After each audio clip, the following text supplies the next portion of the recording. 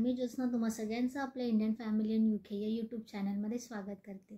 तर आजचा व्हिडिओ जे प्रेग्नंट लेडी आहे आणि ज्यांची ड्यू डेट जवळ आली आहे त्यांच्यासाठी खूप इन्फॉर्मेटिव्ह ठरणार आहे, कारण आज मी शेअर करणार आहे की मॅटर्निटी बॅगमध्ये काय काय पॅक करावं।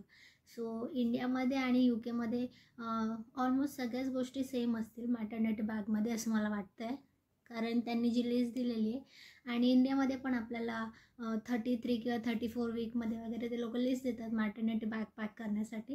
तशी इकडे 37 वीकमध्ये बॅग पॅक करायला सांगतात। सो माझे 37 वीक कंप्लीट झालेले आहेत। कधी पण बाळ येऊ शकतं, त्याच्यामध्ये मॅटर्निटी बॅग पॅक करून ठेवायला सांगितले।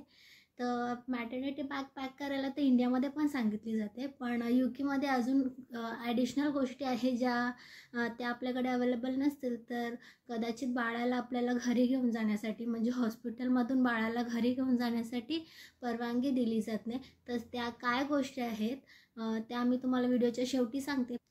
तर आपण मॅटर्निटी बॅग पॅक करायला सुरुवात करू। तर मॅटर्निटी बॅगमध्ये 2 जणांच्या गोष्टी असतात, एक असतात आईसाठी आणि एक असतात बाळासाठी। सो आपण स्टार्टिंगला बघूया की बाळासाठी काय काय गोष्टी लागतात आणि त्याच्यानंतर मी दाखवेन की आईसाठी काय काय गोष्टी पॅक करायच्या असतात।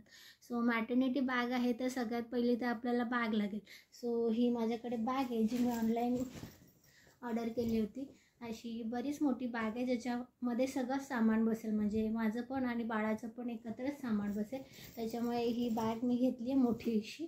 आणि सगळ्यात महत्त्वाचं म्हणजे बॅगमध्ये असायला हवं ती आपली फाईल। तर ही डॉक्टरची फाईल आहे। तर इकडे अशी फाईल असते डॉक्टरची, जी आपल्या इंडियामध्ये पण असते सगळ्यांकडेच। आणि या फाईलवरच इथे त्यांनी लिस्ट दिलेली आहे की बेबीसाठी काय पाहिजे आणि आईसाठी काय पाहिजे वगैरे। सो त्या लिस्टला फॉलो करूनच मी सगळ्या वस्तू अरेंज केलेल्या आहेत। शिवाय इथे जेव्हा मी 37 वीकमध्ये गेले होते किंवा त्याच्या आधी 33 वीकमध्ये माझी एक अपॉइंटमेंट होती। सो दोन्ही वीकमध्ये त्यांनी मला खूप विचारलं होतं की तुमच्याकडे सगळ्या गोष्टी वगैरे अरेंज झालेल्या आहेत की नाही। फॉर एक्झाम्पल इकडे बाळासाठी बेड वगैरे लागतात, प्रॅम वगैरे लागतात। सो त्या गोष्टी जर तुमच्याकडे नसतील, इकडे त्या गोष्टी खूप महत्त्वाच्या आहेत, त्याच्याशिवाय बाळाला इथे दिलं जात नाही घरी घेऊन जाण्यासाठी। तर त्या गोष्टी आपल्याकडे अवेलेबल नसतील किंवा आपण अरेंज करू शकलो नसेल किंवा आपली परिस्थिती तेवढी चांगली नसेल की त्या गोष्टी आपण विकत घेऊ वगैरे, तर ते लोक आपल्याला त्याची मदतसुद्धा करतात। तर चॅरिटी शॉप वगैरे असतात तिकडचे ॲड्रेस दिले जातात आणि तिथून तुम्ही त्या गोष्टी कलेक्ट वगैरे करू शकता। तर आपले केसमध्ये तशी काही गरज नव्हती, म्हणून आम्ही सगळ्या गोष्टी त्या ऑलरेडी अरेंज केल्या जेव्हा जेव्हा त्यांनी सांगितलं आम्हाला ह्या गोष्टी लागतील बाळ येण्याच्या आधी। सो त्या गोष्टीचं झालंच आहे। शिवाय इथे बाळासाठी वेगळा बेडसुद्धा लागतो। तर आपल्या इंडियामध्ये एवढं काय रूल वगैरे नाही आहे बाळाला वेगळं झोपवायचं वगैरे। सो इथे तसे रूल्स आहेत, म्हणून इथे बाळासाठी वेगळा बेडसुद्धा लागतो। तो बेड पण मी तुम्हाला शेवटी दाखवते, पण त्याच्या आधी ही फाईल आहे ज्याच्यामध्ये त्यांनी लिस्ट दिले। तर त्या लिस्टला फॉलो करून आता आपण पॅक करायला सुरू करू। मी माझी आणि बाळाची एकत्रच बॅग भरणार आहे, पण बाळासाठी काय वस्तू लागतात त्या मी तुम्हाला पहिलं दाखवते। बॅकपॅक म्हटलं की सगळ्यात प्रथम कपडे येतातच, त्याच्यामुळे बाळासाठी मी असे 2 इनर्स म्हणजे इकडे त्याला वेस्ट बोलतात, तर असे 2 जोडी वेस्ट घेतलेले आहेत जे की शॉर्ट असतात। तर असे 2 जोडी घेतलेले आहेत आणि एक बॉडी सूट घेतलेलं आहे, कारण इथे थंडी वगैरे पण असते।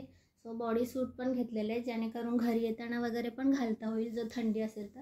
आणि थंडी असते थोडीशी म्हणून असं जाड एक जॅकेटसारखं घेतलेलं आहे, पण ते फुल आहे, तर बघू शकता तुम्ही। त्याच्यानंतर बाळाच्या हाताला थंडी वगैरे लागते, त्याच्यामुळे हे मिटन्स इथे लागतातच। शिवाय त्याच्यासोबत सॉक्ससुद्धा लागतात। सो मी सगळं 2-2 पेअर घेतलेले आहे। इथे तसं जास्त दिवस ठेवलं जात नाही, बाळ झाल्यानंतर 24 तासाने तुम्हाला घरी सोडलं जातं, पण मी 2-2 पेअर घेतलेले आहे, कारण सारखं ये जा करणं जवळ पॉसिबल नाही आहे जरी हॉस्पिटल जवळ असलं तरी। शिवाय एक गोष्ट मला तुम्हाला सांगायची होती की समिया अजून लहान आहे, म्हणजे 5 वर्षाच्या आतील। तर इथे मला त्यांनी विचारलंसुद्धा होतं लास्ट अपॉइंटमेंटमध्ये की समियाकडे कोण थांबणार आहे, कारण समियाकडे माझ्याकडे कोणी अवेलेबल नसतं। आता फॉर एक्झाम्पल माझ्याकडे आई आलेल्या आहेत समियाला सांभाळण्यासाठी, त्या असतील म्हणजे मी आणि सुहास जरी हॉस्पिटलमध्ये असलो तरी 1 दिवसासाठी असो किंवा 2 दिवसासाठी असो, तर आई आहेत समियाला सांभाळायला। पण इथे जर तुमच्याकडे कोणी नसेल तुमचा पहिल्या बेबीला सांभाळण्यासाठी, तर इकडे तशी पण अरेंजमेंट केली जाते. ते लोक कोणी आपल्या घरी पाठवतात किंवा समूहासाठी कुठेतरी नर्सरीमध्ये वगैरे तिला एक प्लेस करून देणं ज्याच्यामध्ये ती राहू शकते वगैरे. सो इथे सगळ्या सोयी पुरवल्या जातात, तेही अगदी फ्रीमध्ये. तर आत्तापर्यंत माझे 3 सोनोग्राफी, ग्लुकोज टेस्ट आणि एवढ्या सगळ्या अपॉइंटमेंट झालेल्या आहेत. जवळपास 8-9 अपॉइंटमेंट झाले असतील मिडवाईफकडे. शिवाय मेडिसिन जेव्हापासून मी प्रेग्नंट राहिली तेव्हापासून. सो आत्तापर्यंत जेवढ्या पण गोष्टी झालेल्या त्याच्यासाठी काहीच पैसे मोजावे लागले नाही. ते सगळं फ्री असतं. इवन आता डिलिव्हरी होणार तेव्हा नॉर्मल होऊ किंवा सीझर होऊ त्याचे पण पैसे नसतात इथे. आणि इवन बाळ झाल्यानंतरसुद्धा 1 वर्षासाठी आईला आणि बाळ मोठं होईपर्यंत त्याला फ्री मेडिकल सर्व्हिस असतात. सो इथे त्याचं काही टेन्शन नाही आहे. म्हणजे आपल्या इंडियामध्ये वगैरे कसं इन्शुरन्स वगैरे त्याची पण प्रिपरेशन करावं लागतं, त्याची एक वेगळी फाईल असते. सो इथे तशी काही फाईल नाही यूज करावी लागणार आहे. जे काही आहे ते बेबीसाठी आणि आईसाठी फक्त गोष्टी पॅक करायच्या. तर मिटन्स आणि सॉक्स आपण बघितले. त्याच्यानंतर मी 2 पेअर इथे कॅप पण पॅक करणार आहे. अशा 2 कॅप मी घेतलेल्या आहेत छोट्या छोट्या. आणि इथे थंडी असते, सो बेबी बाहेर आल्यानंतर थोडंसं मॉइश्चराईज करायसाठी त्याला इथे बेबी लोशन पण सांगितलेलं आहे, मी कॅरी केलं आहे. आय डोंट नो एवढ्या लहान बाळाला लागेल की नाही, कारण त्यांनी लिस्टमध्ये सांगितले म्हणून मी ते पॅक करणार आहे. But I don't think so की ते यूज करतील म्हणून.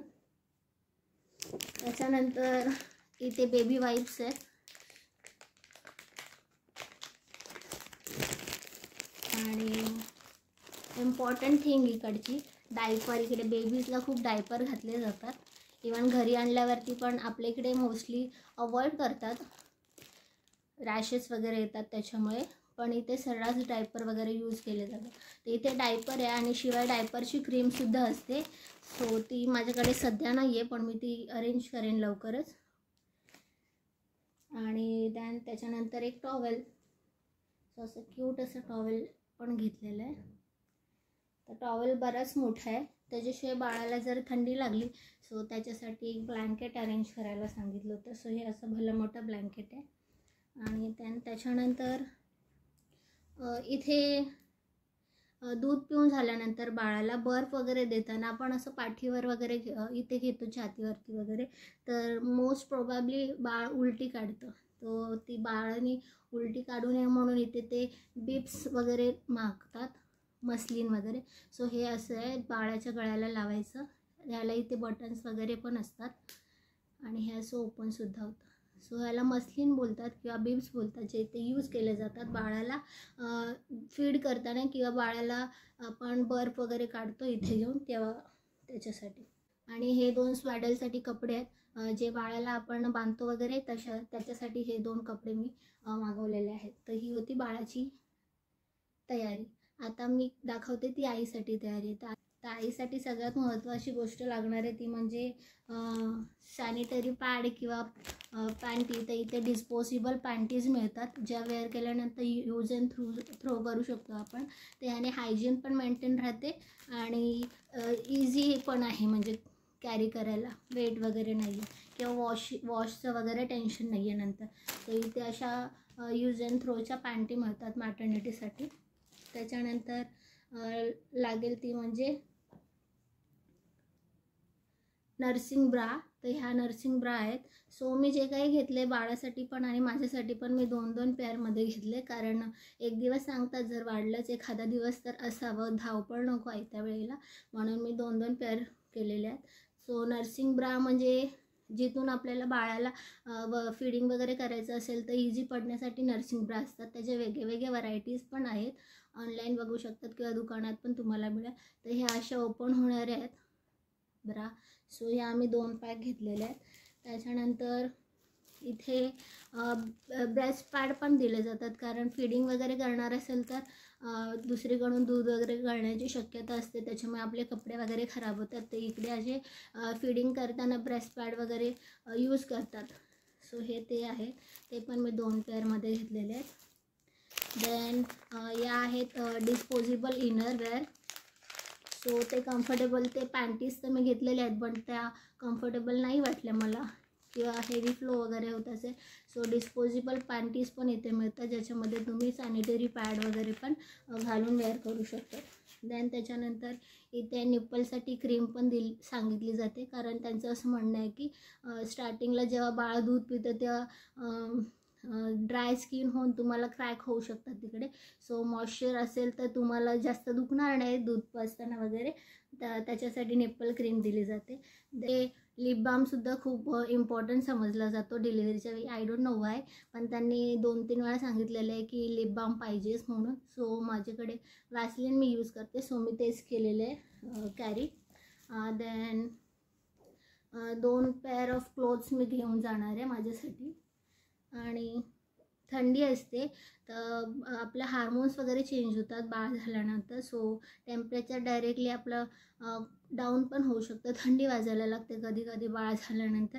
त्याच्यासाठी पाय जर गरम राहिले तर लवकर थंडी भरत नाही अंगामध्ये, त्याच्यामुळे मी सॉक्स पण घेतलेले आहेत, 2 पेअर सॉक्स. आणि इथे हॉस्पिटलमधून काही काहीच देत नाहीत. इवन पिलो पण कॅरी करायला सांगितली आहे त्यांनी, तर मी पिलो काही कॅरी करणार नाही आहे, पण मी स्वतःसाठी एक शॉल अरेंज केलेली आहे, जेणेकरून मला जर थंडी वाजलीच तर मी ही शॉल अंगावरती वगैरे घेऊ शकते. देन त्याच्यानंतर टॉयलेटरीज सांगितले होते त्यांनी, सो या बॅगमध्ये मी पॅक केलेले आहे. सो याच्यामध्ये toothpaste, brush, face wash, then moisturiser, तोंड वगैरे धुतल्यानंतर छोटंसं नॅपकिन असं मी कॅरी केलेलं आहे. होळीला वगैरे जाताना पाय स्लिप होऊ नये म्हणून त्यांनी स्लीपर सांगितलेली आहे, जे की स्लिप होणार नाही वेट वगैरे फ्लोअर असेल तर. सो त्याच्यासाठी 1 पेअर ऑफ स्लीपर पण मी पॅक केलेली आहे. सो या सगळ्या गोष्टी होत्या ज्या बाळासाठी आणि आईसाठी लागणाऱ्या होत्या. ते तर झालंच, पण इथे भरपूर रूल आहेत. त्या रूलमध्ये एक गोष्ट अशी आहे की बाळासाठी वेगळा बेड पण लागतो. सो बाळासाठी बेड तर आम्ही अरेंज केलेलंच आहे. तर असा बास्केटच्या आकाराचा आम्ही बेड अरेंज केलेला आहे बाळासाठी. तर या बेडमध्ये खूप वेगळ्या वेगळ्या टाईपचे किंवा आकाराचे बेड अवेलेबल आहेत.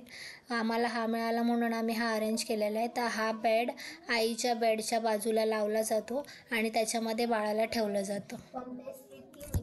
पण ते स्ट्रिक्टली विचारतात जेव्हा तुम्ही लास्टच्या अपॉइंटमेंटला जातात तेव्हा, की तुम्हाला बाळासाठी बेड आणि कार सीट ही मस्ट गोष्ट आहे, ते तुमच्याकडे पाहिजेच. जर तुमच्याकडे नसतील किंवा तुम्ही अरेंज करू शकणार नसेल तर आम्ही तुम्हाला मदत करू किंवा आम्ही तुम्हाला प्रोव्हाइड करू, ह्या गोष्टी त्या आठवणीने सांगतात. सो आमच्याकडे त्या दोन्ही गोष्टी आम्ही अवेलेबल केलेल्या आहेत. तर बाळासाठी वेगळा बेड करावा लागतो, पण संख्या अजून आमची लहान आहे. सो इथे रूल आहे की 2 बाळं एकत्र नाही झोपू शकत. सो समियासाठी पण वेगळा बेड अरेंज करावा लागला आणि बाळासाठी पण वेगळा बेड अरेंज करावा लागला. आणि बाळ झाल्यानंतर ते आपल्या घरी 15 दिवसांसाठी विजिट देतात. बाळ कसं आहे किंवा बाळाला आपण कसं ट्रीट करते वगैरे, त्याच्यासाठी ते 15 दिवस आपल्या घरी विजिट करत असतात. आणि आपल्या रूमची पाहणी वगैरे केली जाते की बाळासाठी इनफ स्पेस किंवा चांगलं वातावरण आहे की नाही त्या रूममध्ये वगैरे, आणि त्याच्यात काही कमी वगैरे असेल तर ते सजेस्ट वगैरे करतात. तर हे झालं बाळासाठी.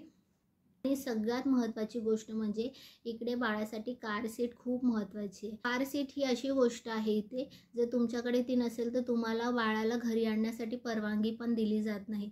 कारण घर किती जवळ असलं हॉस्पिटलच्या तरी बाळाला तुम्ही कारमधूनच घेऊन येणार.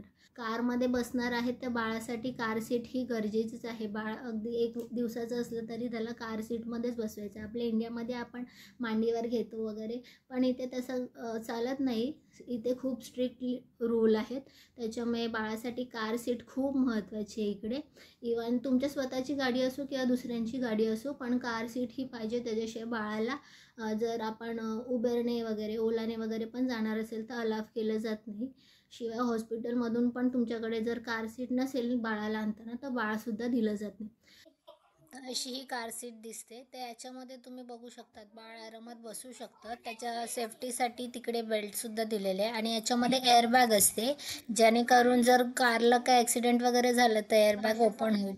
तर अशा सगळ्या गोष्टी UK आहेत. थोड्याशा सेमच आहे इंडियासारख्या.